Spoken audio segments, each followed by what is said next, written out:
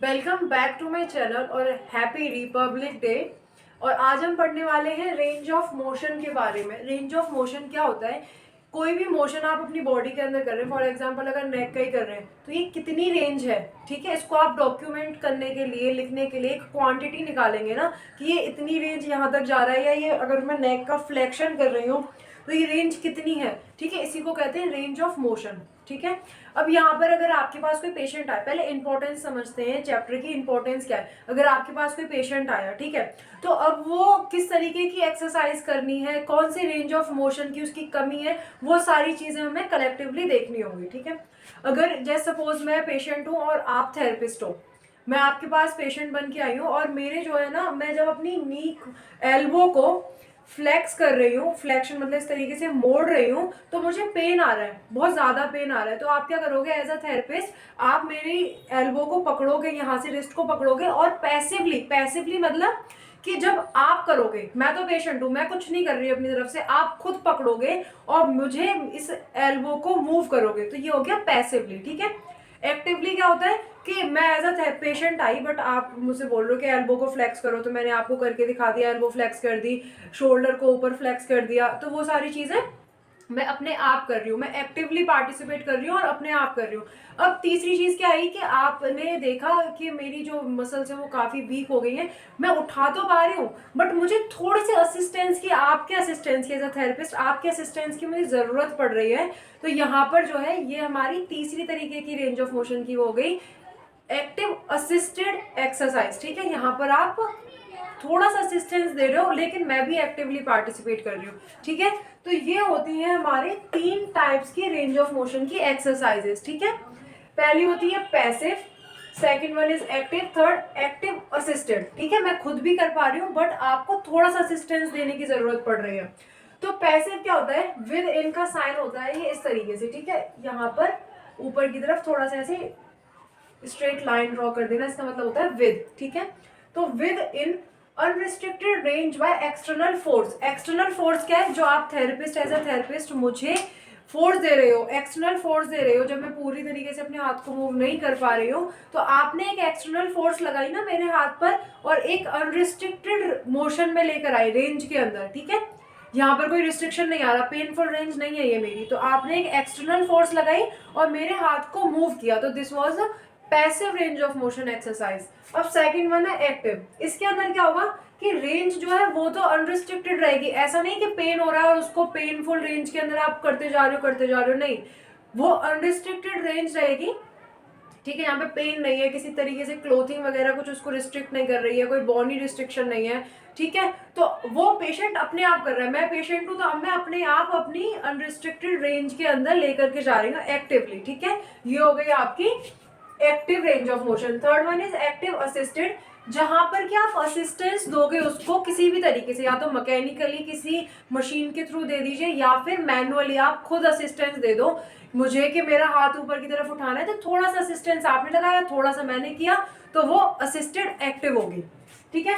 अब इसके अंदर एक चीज और बहुत अच्छी वो है, लास्ट में दिया हुआ है ये चैप्टर के, आपके थर्ड चैप्टर है किश्नर का, उसके अंदर थेराप्यूटिक एक्सरसाइजेस की बुक है किश्नर, बहुत ऑथेंटिक बुक है, जब भी पढ़ो इसी से पढ़ो, ठीक है। इट्स लाइक अ बाइबल, अगर आप पढ़ रहे हो फिजियोथेरेपी में तो इसको जरूर पूरा करो, ठीक है।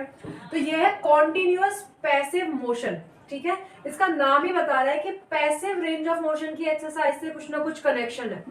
तो कॉन्टिन्यूअस पैसिव मोशन के अंदर क्या होता है कि आप पेशेंट को जो बिल्कुल अपने हाथ को मूव नहीं कर पा रहा है, या फिर वो मूव तो कर पा रहा है लेकिन एक कॉन्टिन्यूअस रिदम नहीं बन रही है, ठीक है, जितना हमें रेंज ऑफ मोशन चाहिए उतने में नहीं जा रहा है वो, तो यहाँ पर slowly and continuously with in the controlled range, control range के अंदर वो लेकर के जाती है। एक मशीन होती है, ठीक है, मशीन होती है जिसके अंदर आप किसी भी पेशेंट के एक्सट्रीमिटीज को, लेग को या लिम्ब को रखोगे, फिर वो क्या करेगा कि एक कंट्रोल रेंज के अंदर आपने ऐसे डिसाइड किया कि मेरी एल्बो को रखना है, ठीक है, तो आपने इसको मशीन के ऊपर रखा और यहाँ पे कॉन्टिन्यूसली वो मशीन जो है मेरे हाथ को इस तरीके से स्लोली और एक परफेक्ट रेंज के अंदर, अगर आप मेरे को मैनुअली करोगे ना तो उतनी अच्छी तरीके से, उतनी परफेक्शन के साथ नहीं दिखा वो ले जा पाओगे, ठीक है। तो वो मशीन प्रॉपरली कॉन्टिन्यूसली और स्लोली लेकर के जाएगी हाथ को ठीक है, ये यूज किया जाता है अर्थराइटिस के केसेस के अंदर, या फ्रैक्चर का केस हो गया उसके अंदर, या आफ्टर सर्जरी हुई है और पेशेंट अपने आप मूव नहीं कर पा रहा है। ठीक है, जैसे कि TKR होता है, टोटल नी रिप्लेसमेंट होती है, तो उसके अंदर पेशेंट जो है मूव नहीं कर पाता नी को, तो उसके अंदर हम CPM का यूज करते हैं। वो कॉन्टिन्यूसली उसकी नी को बेंड करता है, फिर हल्का हल्का उसको एक्सटेंशन में लेके जाता है, इस तरीके से उसको बोलते हैं CPM। ओके, तो this is called continuous passive motion. होता है इसके अंदर पैसिव मोशन है, एक्टिव असिस्टेड और पैसिव मोशन। CPM के अंदर काफी बड़ा डिफरेंस है, बिकॉज वहां पर आप थोड़ा सा असिस्टेंस दे रहे हो। ठीक है, मतलब मेरा कंट्रीब्यूशन भी अच्छा खासा था जब मैं एक्टिवली पार्टिसिपेट कर रही हूँ, और आपका थोड़ा सा असिस्टेंस है। But CPM continuous passive motion के अंदर वो पैसिवली मूव करा रहा है, और आप जो है उसके अंदर आप कुछ नहीं कर रहे हो, वो मैकेनिकली वर्क हो रहा है। ठीक है, तो अब हम देखते हैं इंडिकेशंस कि भाई कब कब दोगे पैसिव रेंज ऑफ मोशन या एक्टिव रेंज ऑफ मोशन। कब आप डिसाइड करोगे कि अब इस पेशेंट को इस चीज की जरूरत है, पैसिव की या एक्टिव की। तो पैसिव रेंज ऑफ मोशन आप दोगे एक्यूट इन्फ्लेमेड टिश्यूज के अंदर। एक्यूट मतलब कि इंजरी जो है वो रिसेंटली हुई है और वहां पर इन्फ्लेमेशन आई हुई है। ठीक है, अगर वो एक्टिवली करेगा ना पेशेंट, अगर एक्टिवली उस फेस के अंदर करेगा, तो इन्फ्लेमेशन क्या होता है, इन्फ्लेमेशन से वहां पर एक हीलिंग प्रोसेस चल रहा होता है, जहां पर बॉडी उसको हील करने की कोशिश करती है। तो यहाँ पर जब आप पैसिवली करोगे तो वहां पर जो टिश्यूज हैं उनकी इन्फ्लेमेशन की हीलिंग प्रोसेस में डिस्टर्बेंस नहीं आएगा। ठीक है, सेकंड है कोमाटोज, मतलब होता है कोमा, पैरालाइज्ड या फिर आफ्टर सर्जरी। ऐसे केसेस के अंदर जब कोमा आ रखा है या फिर पैरालाइज्ड है कोई भी इंसान, तो उसको पैसिवली मूव कराएंगे, क्योंकि उसका तो पूरी तरीके से कंट्रोल बॉडी पे से खत्म ही हो जाता है, इसीलिए वहां पर आप पैसिवली उसको मूवमेंट कराओगे। तो ये कुछ इंडिकेशंस है पैसिव की, कि जब आप करोगे, मतलब कि आप एज अ थेरेपिस्ट अपने पेशेंट को एक्टिवली आप मतलब पैसिवली उसको मूव करोगे। ठीक है, अब बात आती है एक्टिव रेंज ऑफ मोशन की या फिर active assisted range of motion की। कब कब आप कर पाओ, उसको बोलोगे कि भाई आप करो। ठीक है, जैसे कि आप मुझे बोलोगे कि आप खुद कर लीजिए मैम। ठीक है, तो यहाँ पर जब पेशेंट खुद एबल है कि वो कॉन्ट्रैक्ट कर पाएगा मसल्स को, वो करके दिखा पा रहा है, या फिर उसको उतना पेन नहीं हो रहा है करते time. Second one is for aerobic conditioning. Aerobic conditioning क्या होता है, जब आप काफी उसको ट्रेनिंग के पर्पज से डालते हो, जैसे एथलीट्स है तो उनकी कार्डियोवास्कुलर मतलब कि जो हार्ट की वर्किंग है वो अच्छी रहे, या मसल्स अच्छी बिल्डअप हो, तो वहां पर वो एक्टिव ही एक्सरसाइजेस करता है। ठीक है, तो उसको बोलते हैं एरोबिक कंडीशनिंग के लिए। फिर है प्रोलॉन्ग इमोबिलाइजेशन। इमोबिलाइजेशन का मतलब होता है कि वो इंसान जो है काफी टाइम से हिलडुल नहीं रहा है, मतलब कि वो उस चीज को मूव नहीं कर पा रहा है। ठीक है, जैसे कि मैं आपको एक एग्जांपल देती हूँ कि किसी का फ्रैक्चर हुआ। ठीक है, फ्रैक्चर के अंदर मोस्टली हमारा प्लास्टर लगता है, तो प्लास्टर जब लगता है तो वो उस जॉइंट को मूव नहीं कर पाता। जस्ट सपोज कि मेरा ही फ्रैक्चर हो गया, ठीक है, मेरा ही फ्रैक्चर हो गया एल्बो का। अब यहाँ पर प्लास्टर लगा हुआ है तो मोस्ट प्रोबेबली मेरा जो हाथ है वो इस तरीके से ही रहेगा। ठीक है, एल्बो में फ्रैक्चर हुआ है, रिस्ट के ऊपर फ्रैक्चर नहीं हुआ, शोल्डर के ऊपर फ्रैक्चर नहीं हुआ है। ठीक है, तो जो प्लास्टर होगा वो यहाँ से सपोज यहाँ से लेकर के यहाँ तक बंधा हुआ है, बट मेरी जो फिंगर्स हैं और जो रिस्ट है वो मोस्ट प्रोबेबली मतलब वहां पर प्लास्टर नहीं है। तो मैं क्या करूंगी कि इनकी फिंगर्स की, शोल्डर्स की थोड़ी थोड़ी एक्सरसाइज करूंगी। ठीक है, जिससे या श्रगिंग हो गया इस तरीके से करना, या थोड़ा सा इसको ऐसे रोटेशन करना, ये सारी एक्सरसाइजेस मैं करूंगी। इससे क्या होगा कि मेरी एल्बो पर, ये जस्ट सपोज कि ये है मेरा पूरा हाथ, ठीक है, ये फिंगर्स है, फोटो ज्यादा अच्छी बन गई है इमेज, तो यहाँ से यहाँ तक प्लास्टर लगा हुआ है, और यहाँ पर इस वाले सेगमेंट को तो मैं बिल्कुल भी मूव नहीं कर सकती।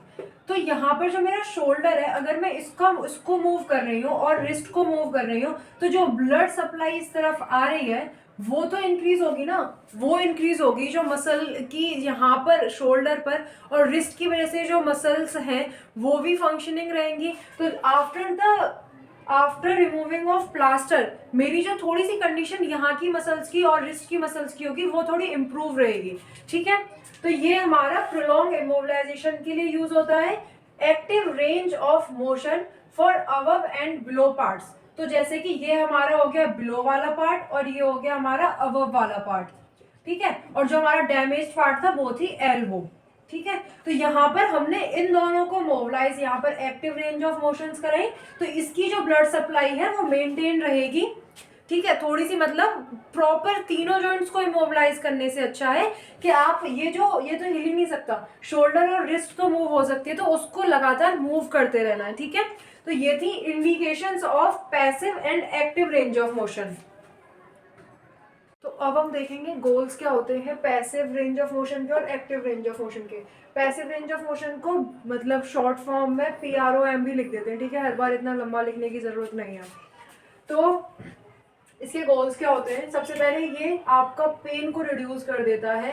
ब्लड सर्कुलेशन, जब भी आप मूवमेंट करेंगे पेशेंट के, अपने आप करेंगे, आप एज अ थेरेपिस्ट आप उसको मूव करेंगे उसके किसी भी सेगमेंट को, तो वहाँ पर ब्लड सर्कुलेशन जो है वो इंक्रीज होगी।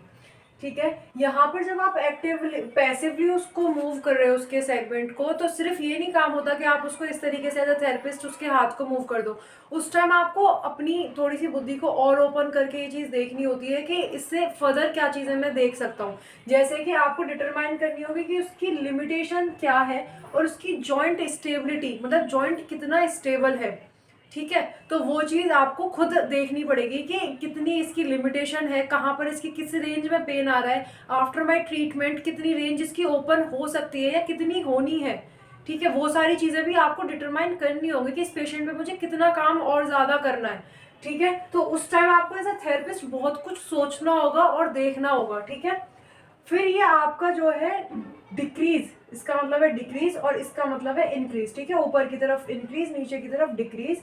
Decrease effects of formation of contracture, मतलब कि कॉन्ट्रैक्चर्स का मतलब क्या होता है, जैसे कोई पेशेंट है, हमने देखा था अभी इंडिकेशन क्या थी पैसिव मूवमेंट्स की, कि कोमा हो गया या पैरालाइज्ड है, तो उस टाइम पर क्या होता है कि पेशेंट बिल्कुल मूव नहीं कर पा रहा अपनी बॉडी को, और उसके दौरान उसने फिजियोथेरेपी नहीं ली है, तो क्या हुआ कि मसल्स जो है वो शॉर्टनिंग में चली जाती हैं। ठीक है, क्योंकि वो लेंथनिंग तो हो नहीं रही है, तो शॉर्टनिंग होते होते जब वो बहुत लंबे टाइम तक शॉर्टन हो जाती है ना, तो वो इस तरीके से इतनी टाइट हो जाती है, इतनी मतलब एक तरीके से बहुत ज़्यादा शॉर्ट हो जाती है, तो जब उसको आप मूव करते हैं तो वो मूव नहीं होती है बिल्कुल भी। ठीक है, और उसके अंदर काफ़ी पेन होता है।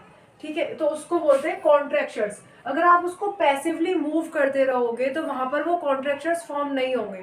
ठीक है, तो यहाँ पर ये आपकी पैसिव मूवमेंट जो है वो फॉर्मेशन ऑफ कॉन्ट्रैक्शंस के इफेक्ट को भी कम कर देता है। ठीक है, अब देखते हैं एक्टिव रेंज ऑफ मोशन क्या होता है, AROM। इसके अंदर आपकी फिजियोलॉजिकल इलास्टिसिटी मेंटेन रहती है और कॉन्ट्रासिटी, ये कुछ प्रॉपर्टीज होती हैं मसल्स की। ठीक है, ये आपने पढ़ी भी होंगी, इलास्टिसिटी और ये एक्सटेंसिबिलिटी, ये कुछ आपकी प्रॉपर्टीज होती हैं। जब मसल्स एक्टिवली हमारी मूव करती है या कॉन्ट्रैक्ट करती है, तो उस टाइम पर हमारी फिजियोलॉजी भी वर्क करती है कि कैल्शियम रिलीज होगा और हॉर्मोन्स वगैरह रिलीज होंगे, एंजाइम्स रिलीज होंगे, उसके बाद हमारी मसल वर्क करेगी।